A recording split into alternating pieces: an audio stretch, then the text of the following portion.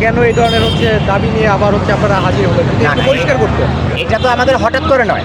হাদি ভাই গুলিবিদ্ধ হয়েছে 2 মাস প্লাস, 60-62 দিন প্লাস। আর হাদি ভাই মারা গেছে 56 দিন প্লাস। তো আমরা তো এই 56 দিন ধরে আন্দোলন করতেছি, দাবি দাওয়া জানাচ্ছি সরকারকে, কিন্তু সরকার তো নির্লজ্জ, সরকার তো বেহায়া, সরকার তো একেবারে কি বলবো গন্ডারের চামড়ার মতন বসে আছে।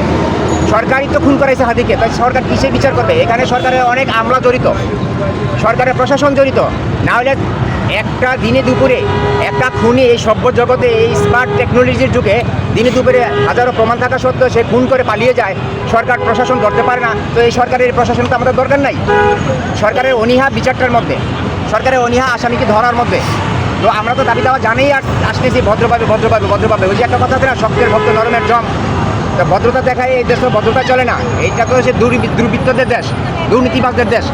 এটা তো হয়েছে এই গণতন্ত্র হরণের দেশ, মানবাধিকার ভোটাধিকার হরণের দেশ। এখানে সহজ কথা সহজভাবে ভদ্রলোকের বসবাস চলবে না।